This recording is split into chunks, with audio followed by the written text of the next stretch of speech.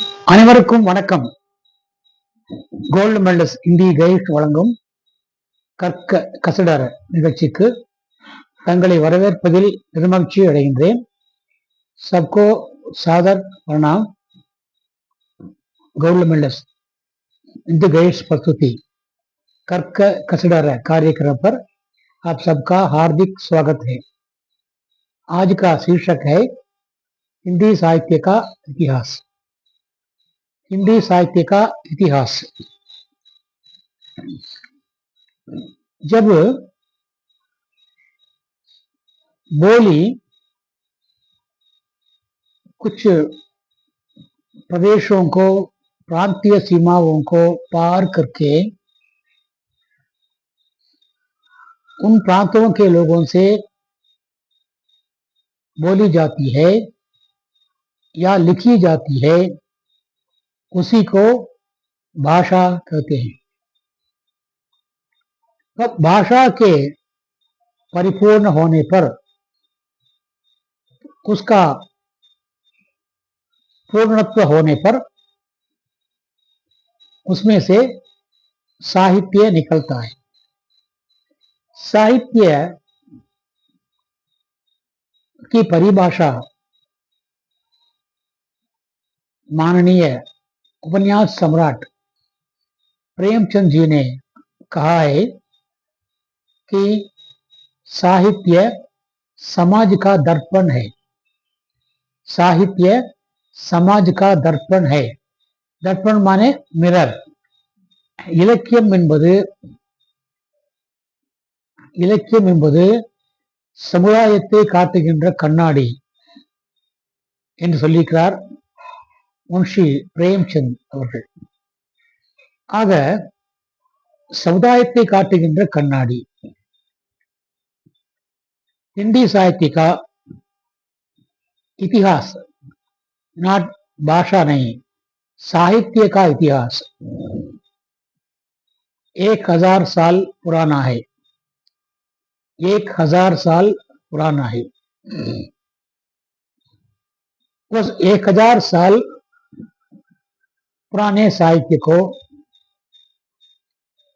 और साहित्य का काल विभाजन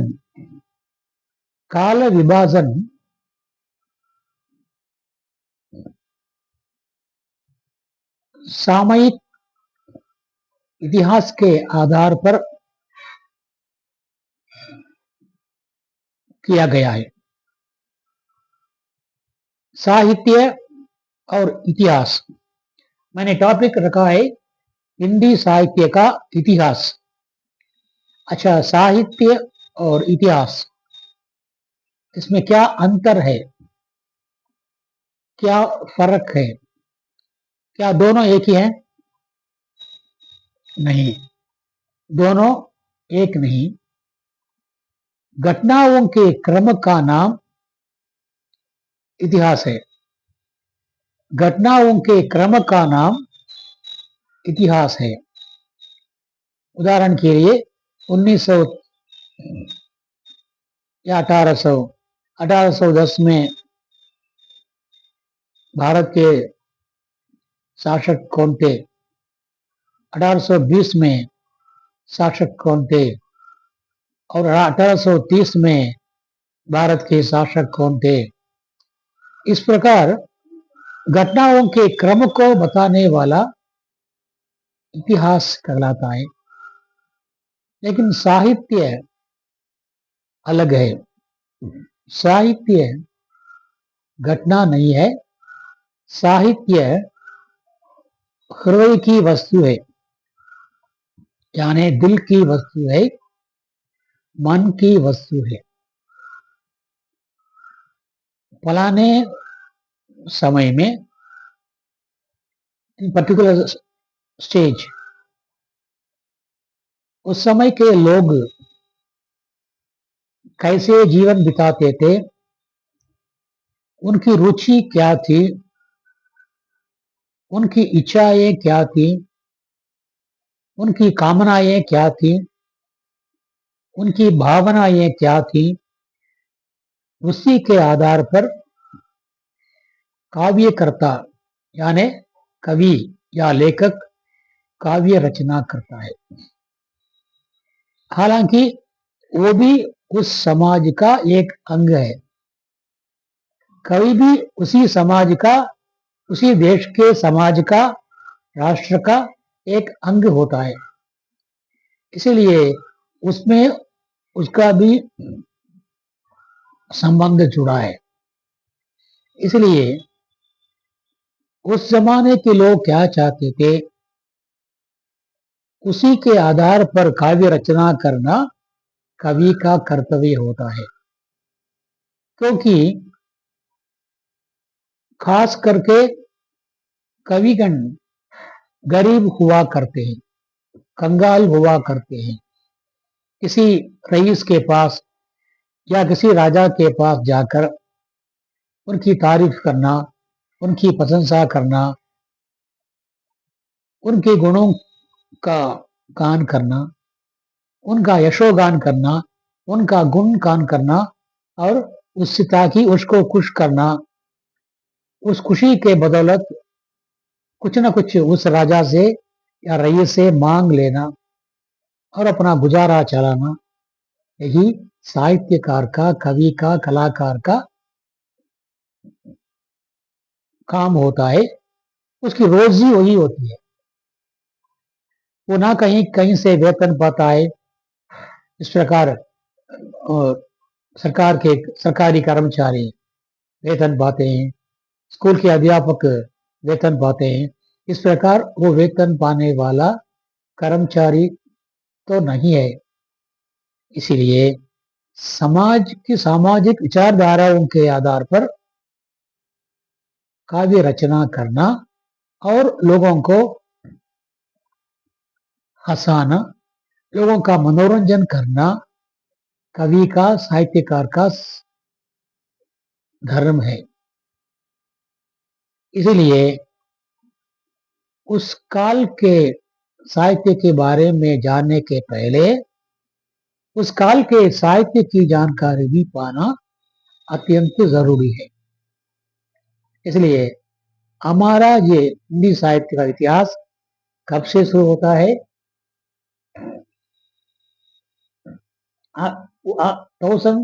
1035 से शुरू होता है।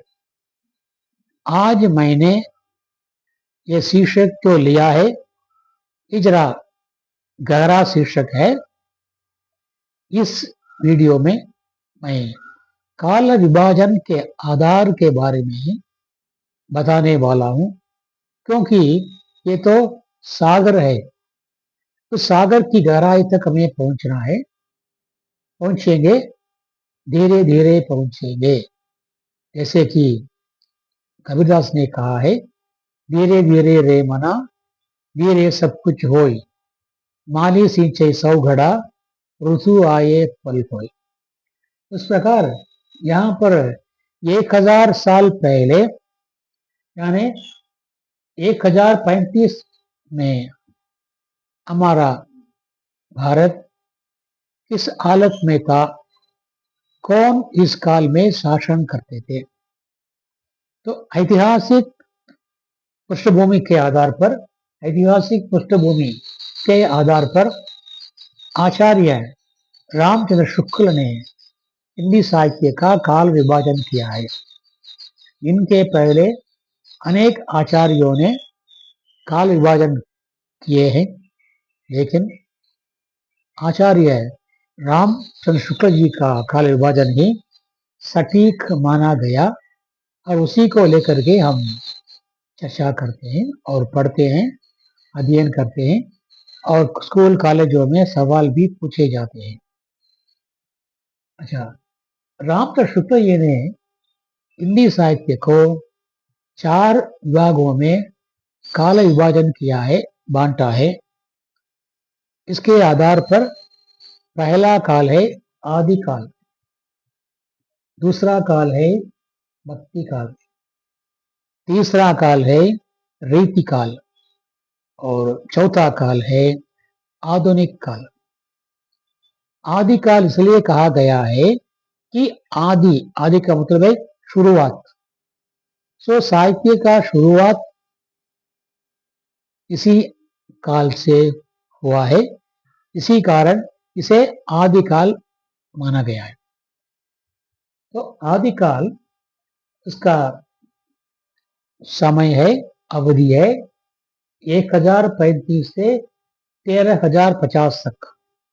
कम से कम 40 कम से कम 40 साल की अवधि है। इस 40 साल की अवधि का इतिहास हमें पहले देखना है। इस अवस्था में, इस समय में भारत में जैसे कि आज है, पूरा एक राष्ट्र है, गणतंत्र राष्ट्र है, वैसा उस जमाने में नहीं था।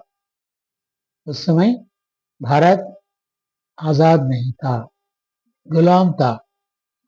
जगह जगह पर छोटी छोटी रियासतें थीं।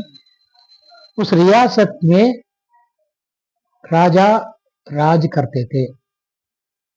कभी कभी राजा भी बदलते थे, क्योंकि एक राजा अपने राज्य की सीमा बढ़ाने के लिए दूसरे राज्य पर आक्रमण करता था।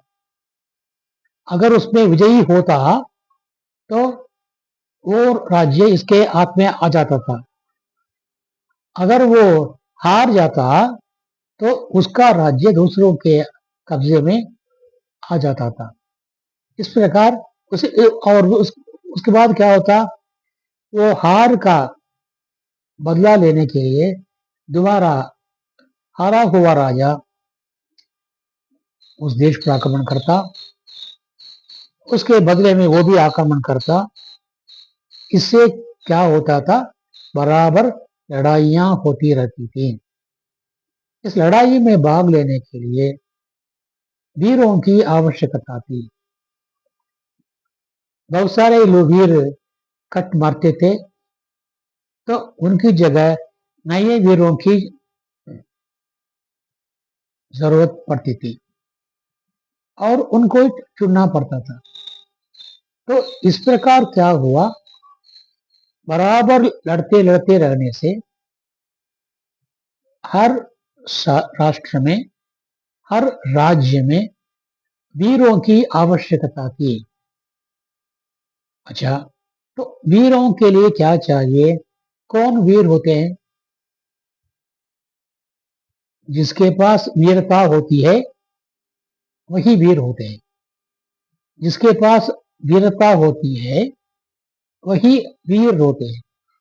इसलिए जो वीर का प्रदर्शन करता है, वीरता का प्रदर्शन करता है, वही वीर माना जाता है। इसलिए उस जमाने में वीरों का आधिपत्य था, वीरों का प्रचार था, वीरता का प्रचार था। अच्छा, तो यहाँ पर कवि का कर्तव्य क्या है? समाज किसको मानता है? वीर को मानता है, वीरता को मानता है। सो उस जमाने में कवि का कर्तव्य क्या था? जो वीर है उसकी वीरता क्या है, उस वीरता के बारे में काव्य रचना करना, पद्य रचना करना और उसके द्वारा प्रजा को और राज्य अधिकारी को, यानी शासक को या राजा को खुश किया करते थे। उस खुशी के उपलब्ध में, उस खुशी के बदले में वे कुछ ना कुछ भेंट भी लिया करते थे उनसे। उसी भेंट के वजह से वे अपना गुजारा किया करते थे। इसीलिए इस 300 साल के दरमियान समाज में वीरों की धाक थी, वीरों की धाक जमी थी। इसलिए कविगण भी वीर रस प्रधान रचनाएं किया करते थे, क्योंकि समाज जिसको चाहता है उसे देना ही कवि का कर्तव्य है। इसीलिए उस जमाने के वीर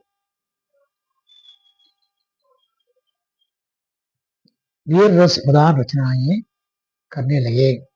इसीलिए उस काल का ही नाम वीरगाथा काल, वीर के बारे में गाया जाने वाला काल, वीरों की कहानियां कही जाने वाली काल, इसलिए उस काल का नाम आदि काल या वीरगाथा काल पड़ा। इसी प्रकार का काल विभाजन उस समय की ऐतिहासिक पृष्ठभूमि के आधार पर काल विभाजन किया गया है। इसी माप से हम हर काल का काल विभाजन करेंगे। अच्छा, ये आदि पहला काल है, इसलिए इसका नाम भी आदि काल भी पड़ा है, आदिकाल या वीरगाथा काल। अच्छा, वीरगाथा काल, यहाँ पर कौन हीरो है? वीर। काव्य के लिए रस कौन सा रस हीरो है? वीर रस। इसलिए उस काल में वीर रस प्रधान रचनाएं होने लगी। वीरगाथा काल के बारे में हम अगले एपिसोड में गहराई से विचार करेंगे। अब आपके लिए सिर्फ काल विभाजन का परिचय मात्र में देने वाला। क्या उसके बाद आता है भक्ति काल। लोग कट मरने लगे। उस जमाने में ऐसा था जहां पर सैन्य में सेना में वीरों की कमी थी, तो राजा का हुक्म था कि हर घर से एक एक वीर को, एक एक जवान को सेना में शामिल हो जाना चाहिए। ये तो कंपलसरी है। सो इच्छा ना होते हुए भी युवकों को भेजना पड़ता था हर घर में। हर घर से नौजवान लोग जाते थे। वे वापस आते या ना आते, इसकी कोई गारंटी नहीं थी। इस प्रकार समाज में जनसंख्या की कम होती गई। इस प्रकार 400 साल तक कट मरने के बाद जनगणना की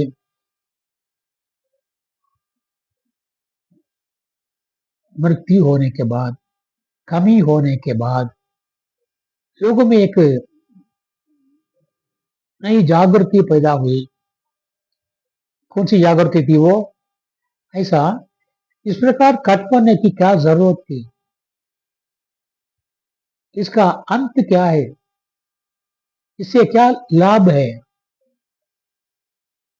क्या प्रयोजन है? इसके बारे में लोग सोचने लगे। सो वहां के महानों ने, समाज के आचार्यों ने ये सोचा कि इसकी जगह एक नई युक्ति का प्रयोग करना चाहिए, एक नई चीज का आविष्कार करना चाहिए, ताकि लोग ना कट मरें, किसी की हानि ना हो, ना लोगों की हानि हो, ना धन संपत्ति की हानि हो, ना किसी की भी हानि हो। तो इसके लिए एक चीज चाहिए। वो चीज क्या हो सकती है? तो आचार्यों ने, महानों ने आखिर सोच विचार करके ये निर्णय लिया कि ऐसी एक चीज भक्ति है। तो भक्ति के द्वारा ही हम लोगों को एक सूत्र में बांध सकते हैं। आजकल देखिए, भक्ति के आधार से ही, भक्ति के कारण ही आज रामेश्वरम से दक्षिण से उत्तर भारत जाते हैं, हरिद्वार जाते हैं, इलाहाबाद जाते हैं, बद्रीनाथ जाते हैं। बद्रीनाथ में भयंकर बाढ़ है, फिर भी हमारे दोस्त भी गए हैं। बद्रीनाथ, कैलाशनाथ, केदारनाथ। उत्तर भारत वाले दक्षिण भारत आते हैं, दक्षिण भारत वाले उत्तर भारत जाते हैं। इस प्रकार सांस्कृतिक एकता वो भक्ति द्वारा उत्पन्न हुई। इस प्रकार भक्ति के द्वारा हम लोगों को एक सूत्र में बांध सकते हैं। इसलिए भक्ति ही ऐसी चीज है जो लोगों में, जनता में बंटवारा नहीं लाती, एकता लाती है, सामंजस्य लाती है। इसलिए भक्ति का प्रचार करें, समाज में भक्ति का प्रचार हो, घर घर में भक्ति का प्रचार हो। इसी उद्देश्य से तुलसीदास ने लिखा रामचरितमानस। उसका क्या रखा?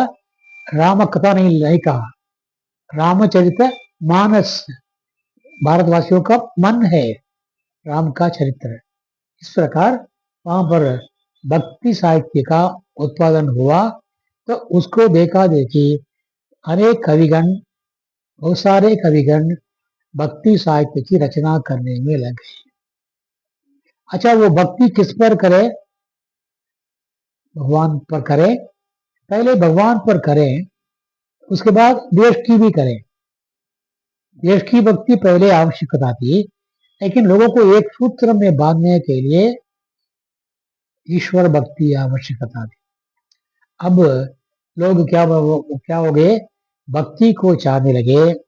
इसलिए कवियों का अब ये धर्म हो गया कि भक्ति रस पूर्ण रचनाएं लिखना शुरू करें। एक जमाना था जब कविगण वीर रस प्रधान रचनाएं करने लगे। अब समाज में कौन चीज प्रधान है? भक्ति प्रधान है। इसलिए भक्ति रस प्रधान रचनाएं इस भक्ति काल में करने लगे। इस भक्ति काल का पूर्ण अवलोकन, पूर्ण समालोचना बाद में करेंगे, अगले आने वाले वीडियो में हम करेंगे, क्योंकि ये सिर्फ काल का परिचय है। अच्छा, उसके बाद दूसरा आया एक 1700 से 1900 तक 200 का समय, साल का समय, यह रीति काल माना गया।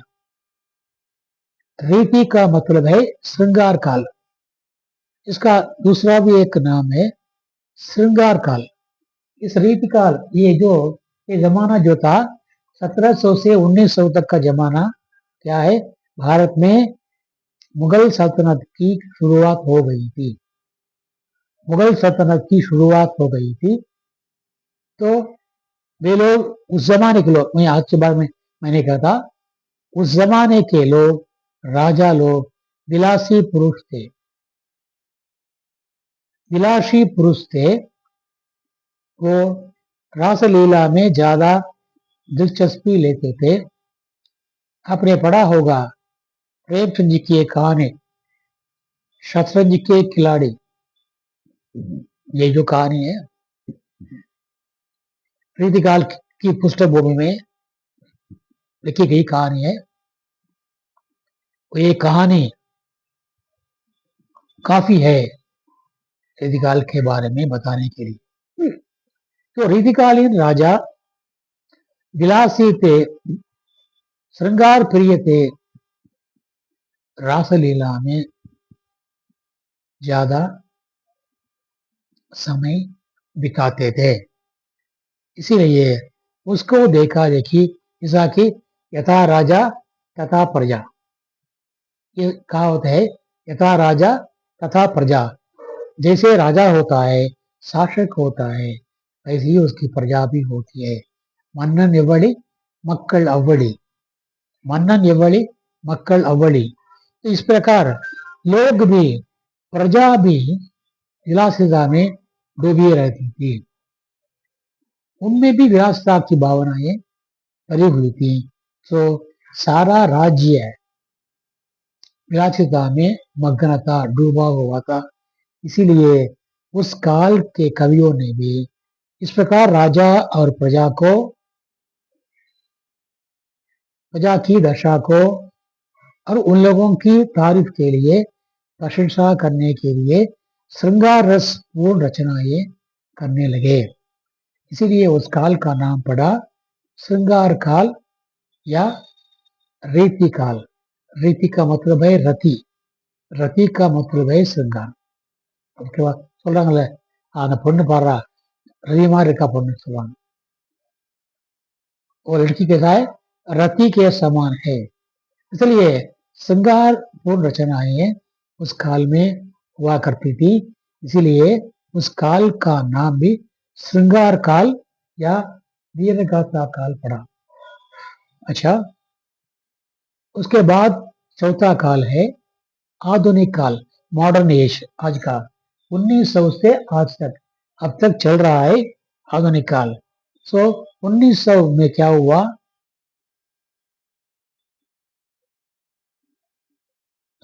विलासिता का अंत ये होता है, तो वो पहले विलासिता का गुलाम होता है, उसके बाद वो स्वयं गुलाम होता है, वो स्वयं गुलाम हो जाता है।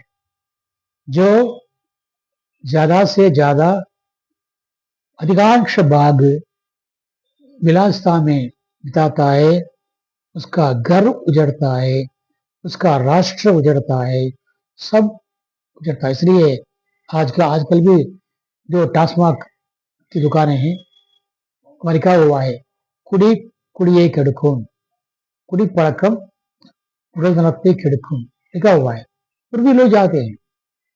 इसलिए ये विलासिता जो है पहले परिवार को डुबाता है, परिवार को गुलाम बनाता है, उस आदमी को गुलाम बनाता है, वो आदमी विलासिता का गुलाम बनता है, पूरा परिवार उसका गुलाम बनता है, उसके द्वारा समाज गुलाम बनता है और राष्ट्र गुलाम बनता है, राज्य भी गुलाम बन जाता है। तो यहाँ पर उस जमाने में 1900 में भारत की दशा ऐसी थी कि राजा लोग विलासिता में डूबे थे, प्रजा भी वैसे ही थी, इसीलिए उनके लिए धन का अभाव था, धन की जरूरत थी, पैसे की जरूरत थी। उसी समय ईस्ट इंडिया कंपनी भारत के अंदर आए। ईस्ट इंडिया कंपनी, अंग्रेजी लोग किसके लिए आगे भारत में व्यापार करने आए, भारत में व्यापार करने के लिए आए। उनको ये नहीं मालूम था कि भारत की ऐसी दशा है, तो हम आसानी से इसको अपने अधीन कर सकते हैं, इसको गुलाम बना सकते हैं। सो व्यापार करने के लिए आए और देखा, इस देश को देखा, सारे देश को देखा और लोग गुलाम बन गए इसका, विलासिता का। सो ठीक है, उसके लिए पैसे की जरूरत थी, उन्होंने क्या किया, सभी को पैसा देना शुरू किया, क्योंकि व्यापारी है ना, पैसा होने पर ही हम व्यापार कर सकते हैं, पैसा के होने पर ही हम व्यापार कर सकते हैं। इसलिए पैसा लाए और सभी को दिया। ये लोग तो काम नहीं करते थे ना, 24 घंटे विलासिता में डूबे हुए थे, इनके पास कमाने का रास्ता नहीं था। तो क्या हुआ, पैसा उनसे लेने लगे और उस पैसे के ये गुलाम बन गए, वो वापस नहीं दे पाए। तो उन्होंने क्या किया, रियासत को, समाज को और राष्ट्र को अपने अधीन कर लिया, खरीद लिया। सच्ची बात यही है कि ईस्ट इंडिया कंपनी ने भारत के छोटे छोटे रियासतों को, राज्यों को खरीद लिया। तमिलनाडु में पालेकार उनके अधीन करा लिया और उनसे कर वसूल करना शुरू कर दिया। इस प्रकार भारत ने अपनी विलासिता के कारण विदेशियों का, ईस्ट इंडिया कंपनी का गुलाम बना। अब गुलाम बनने के बाद किट्टबिंब ஞானி என்பார் கவியரசர், தொட்டிலுக்கு அன்னை, கட்டிலுக்கு கன்னி, பட்டினுக்கு தீனி, கெட்ட பின்பு ஞானி என்று பாடுவார் கவியரசர்। கெட்ட பின்புதான் ஞானி ஆகிறான் ஒருத்தனும்। ये भारतवासी अब गुलाम बन गए, किट போயிட்டாங்க।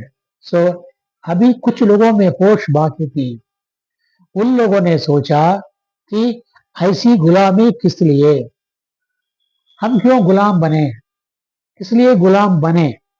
तो हमें अभी क्या चाहिए, पहले इस गुलामी को मिटाना चाहिए, भारत को आजादी दिलानी चाहिए। इस गुलामी को मिटाने के लिए क्या चाहिए? लोगों में, प्रजा में जो विलासता की भावना है उसको मिटाना चाहिए। उसको पहले उनमें देशभक्ति का जागरण पैदा कर लेनी चाहिए। जिस प्रकार वीरगाथा काल में था, उसी प्रकार देशों देशभक्ति देशों के लोगों में देशभक्ति और जागरण, देश के प्रति जागरण पैदा करने चाहिए। इसी उद्देश्य से उस समय के कवियों ने आगे आकर देशभक्ति पूर्ण रचनाएं बनाना शुरू कर दी। इसके द्वारा लोगों में नया जागरण पैदा हुआ और राष्ट्रवाद, राष्ट्रवादी आंदोलन, राष्ट्रवाद कविताएं, राष्ट्रवादी कवि, राष्ट्रवादी आंदोलन, राष्ट्रवादी कविगण इकट्ठे हुए और उनके द्वारा राष्ट्र के, देश के, भारत के उज्जवल भविष्य, भविष्य का मतलब पहले गुलामी को मिटाना चाहिए, पहले हमें आजाद होना चाहिए। आजाद होने से ही हमारा भारत का भविष्य उज्जवल प्रकाशमान बना सकता है, बन सकता है, हो सकता है। इसके लिए हमें मेहनत करनी चाहिए। इसलिए उस समय लोगों में देशभक्ति की भावना को जागरूक करना था। लोग धीरे धीरे जागरूक होने लगे और जागरूक होने के बाद उनमें देशभक्ति की भावना जाग उठी और आज़ादी के लिए एकत्र हुए। उस समय महात्मा गांधी जी आए और उनके नेतृत्व में सत्याग्रह आंदोलन चला और उसके द्वारा हमारा भारत आज़ाद हुआ।